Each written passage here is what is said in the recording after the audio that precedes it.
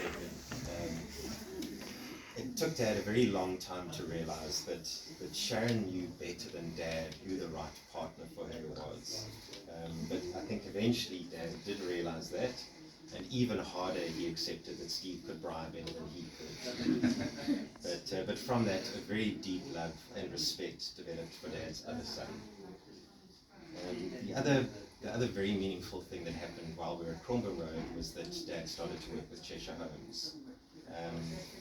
And I think as much as being the big Joburg MD gave Dad a thrill, Cheshire was where Dad belonged. He loved the people, he loved the challenges, he made really good friends while he was there, and I think it was a very special time in Dad's life. And chatting as a family, we also think that possibly it was a blessing for Dad. It must have been very difficult living in a wheelchair, but he was making a difference in people's lives who often had greater challenges than he did. So yeah, that was a very special time.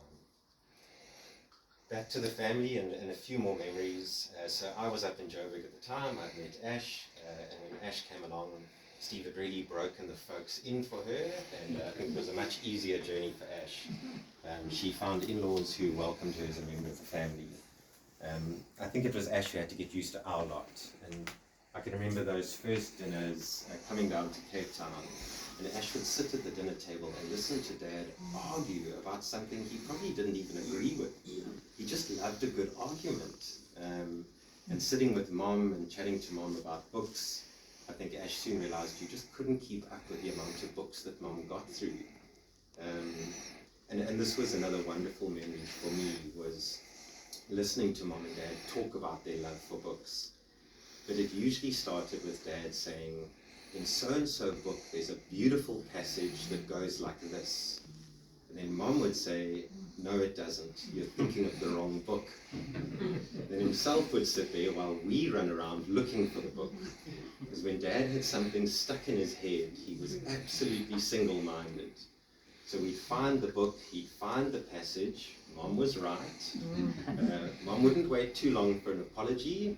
Dad would make a joke and open the book, and he'd probably spend the rest of the day reading it to Mom.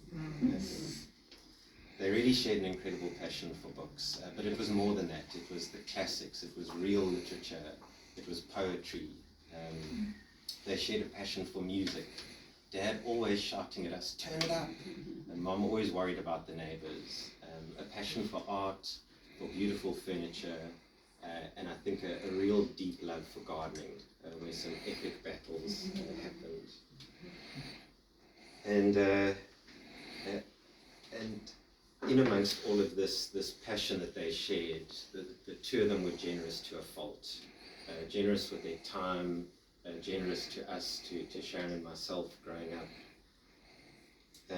Dad always had this need to buy expensive presents for Sharon and myself, for the kids, for the cousins. He was always sneaking the grandkids a little bit of cash just for their holidays or for their birthdays. Always buying steak for the bride. And through all of this, Mom moaning to us that we don't have the money for Dad's generosity. But she was no different. She was generous to a fault, and she loved a bit of steak on the bride. And then, of course, there's the love for their grandkids. Dad and his grandkids. Don't even get us started. Mom was always determined to raise the grandkids with us.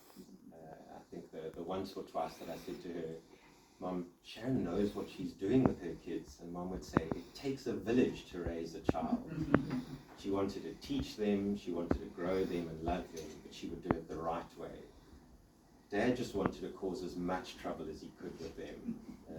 I think if his MBA friends were his intellectual soulmates, his grandkids were his besties. He couldn't get enough of them. So with that memory, I'm going to end off now. Steve might chat a little bit more about the grandkids. But I just wanted to thank everyone for sharing those memories with us. We really wanted today to celebrate two people who were very special, who had such a deep love for one another, and we'll really miss them. So thank you.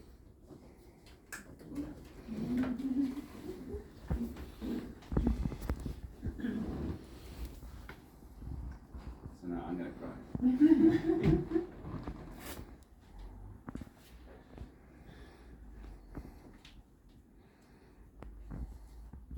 firstly to Gareth and Sharon, yeah, you guys have been through rough. I'm really sorry for the loss of both the parents. Yeah. Your speech was too much. But you can definitely stand tall as children. The love, the care, the time you gave your parents. You can definitely be proud of that. So well done. Thank you to you for bringing me into the family, and to you for accepting me into the family eventually. Yeah, Gareth was right. Morris, I had to call him Mr. Kilduff for a long time. It took a couple of years before Gareth eventually said to him, look, I think this chap's going to be around for a while. Maybe you can let him call you Morris. And sure enough, it was Morris, and then he became dad, and then he became granddad. And I'll use all three terms as I do my talk, because it depends what comes up first. Mr. McKilduff won't come up anymore. When I think about the words that describe Morris and Eleanor, there are many words: love, caring, generosity. And the one that pops into our mind a lot is respect. They had a lot of respect for a lot of people. Whoever you were, they had time for you and they'll give you respect. One example, about a year ago in that kitchen, I walk in here and there's a gentleman in the City of Cape Town uniform, looking very official. And Morris says, Stephen, this is Ishmael. Ishmael's here to do some work. I'm just making a cup of coffee and a piece of toast. And then he's going to cut our power off and water off because you haven't paid the bill for 3 months. I'm like, yeah, you just wait whilst you make your tea and coffee and then you cut us off, go for it. So that was the kind of people they were. Ishmael was hardworking, he'd been working all day, it'd been a long day, and Morris thought he needed some substance to keep him going. As it turns out, I paid the bill and Ishmael left. Okay, keep coming back every 3 months. But that's who they were. They saw the good in people, and they had time for people. When it came to us to becoming parents, obviously as a parent you're thinking about yourself. You're thinking about, will I cope as a parent? Will I be able to feed them, look after them? I'm excited, I'm nervous, I'm anxious, all these thoughts. And it's all about you as a parent. You don't think about the grandparents. Well, the first time I saw Morris and Eleanor with Amber, I then realized that there was a lot of love there to be shared. Sorry. And as grandparents, I realized that they had something that parents don't have, and that was time.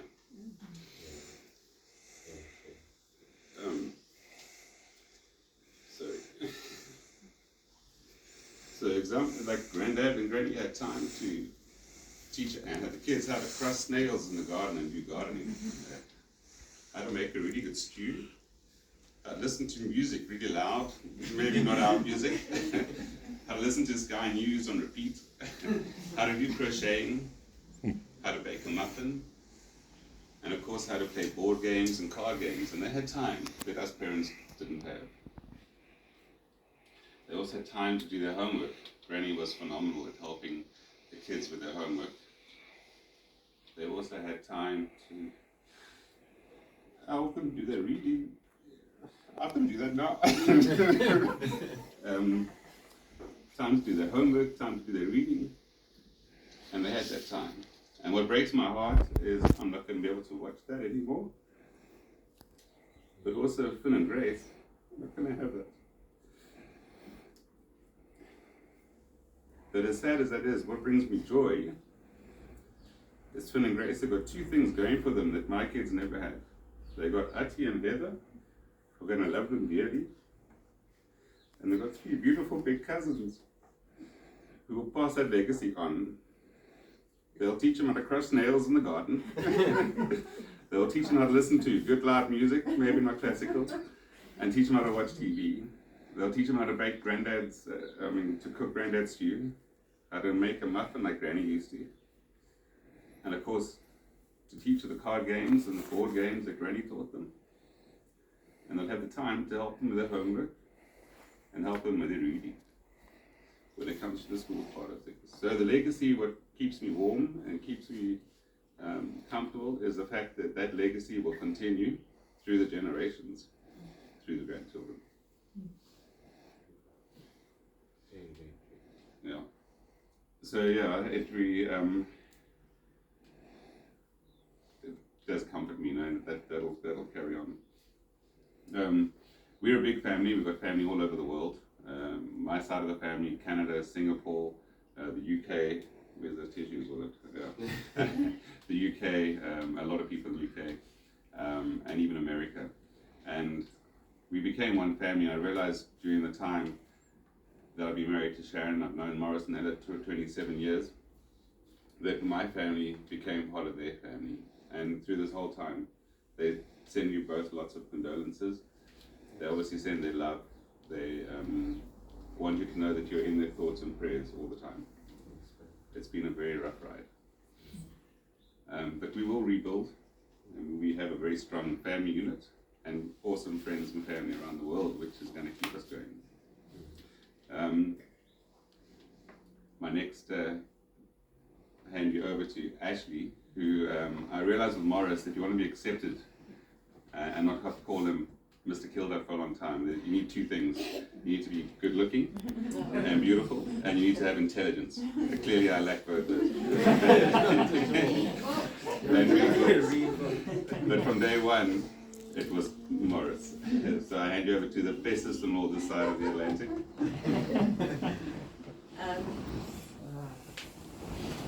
Sorry, this is the last part of the service. So before I say the Kilduff prayer, I just wanted to say thank you again to everyone who joined us online. I believe there's been some issues, but if you weren't able to watch it, hopefully you can watch it later. And for those of you that are here with us today, there'll be some snacks and drinks served after this. Also, Granny spent a large amount of time on her beautiful photo albums, which Jen had put around the house, and they start in the kitchen in 1968. So please feel free to browse through them, and thanks to Jen for setting them up. And before I start the prayer, we only recently found this prayer in Granddad's big green folder. But for all of you that knew Morris, it seemed the most fitting way to end off today. So this is a Kilduff prayer. Lord, thou knowest better than myself that I am growing older and will someday be old. Keep me from the fatal habit of thinking that I must say something on every subject and on every occasion. Release me from craving to straighten out everybody's affairs. Make me thoughtful but not moody, helpful but not bossy. With my vast store of wisdom, it seems a pity not to use it all, but thou knowest, Lord, that I will want a few friends at the end. Keep my mind free from the recital of endless details. Give me wings to get to the point. Seal my lips on my aches and pains. They are increasing, and love of rehearsing them is becoming sweeter as the years go by. I dare not ask for grace enough to enjoy tales of others' pains, but help me to endure them with patience. I dare not ask for improved memory, but for a growing humility and less presumption when my memory seems to clash with the memories of others. Teach me the glorious lesson that I may be mistaken. Keep me reasonably sweet. I do not want to be a saint. Some of them are so hard to live with. But a sour old person is one of the crowning works of the devil. Give me the ability to see good things in unexpected places and talents in unexpected people. And give me, O Lord, the grace to tell them so. Amen. Thanks.